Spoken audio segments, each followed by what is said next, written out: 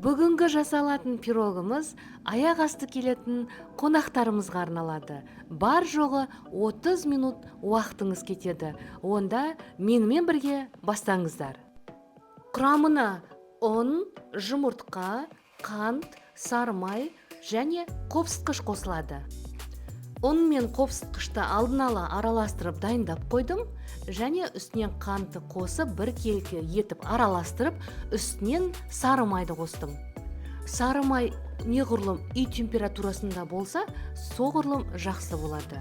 Енді қолымызбен осы барлық қосылған ингредиенттерді араластырамыз. Оған менің бір қолымның күші жетпейді екен, сондықтан екі қолымның күшімен араластырдым.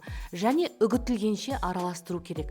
Жақсылап тұрып үгітіліп болғанша араластырғаннан кейін жұмыртқамызды қосып араластырамыз. Бұның қоспасына ешқандай су, сүт қосылудың қажеті жоқ. Осылай араластыра берсеңіздер, бір келкі етіп, өзі бір-біріне жабысып, әдемі қамыр болып шығады.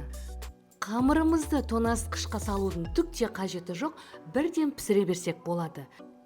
Тоңазытқышқа салып та пісіріп көрдім, салмай да пісіріп көрдім. Екеуінен де айырмашылығы жоқ, дәмі де, түрі де бір пирог шығады екен.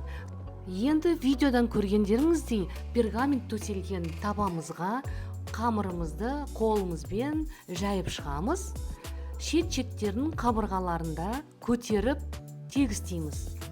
Қаласаңыз, әдемілік үшін шанышқымен де тегістесеңіз болады. Қамырымызды формаға келтіріп, тегістеп болдық. Енді арасында қисық жерлерін қолдарыңызбен де жөндеп жіберсеңіздер болады. Енді ортасына салатын қоспамызды дайындаймыз. Ол үшін бізге жұмыртқа, қант және де 20% қаймақ керек. Жұмыртқамызды бір келкетіп араластырып аламыз да, қантымызды екі бөліп, тағы да жақсылап тұрып бір келкі болғанша араластырамыз. Енді қаймағымызды да қосып, жақсылап тұрып, ешқандай комок қалмағанша араластыруымыз керек. Бұл пирогта көп нәрсені қажет етпейді, үйдегі бар нәрселермен де жасай беруге болады. Енді дайын болған салманы салмас бұрын қамырымызды шанышқымен осылай тесіп қою керек. Өйткені бұның құрамында қопсытқыш бар, кей кездерде бұл көтеріліп кетуі мүмкін.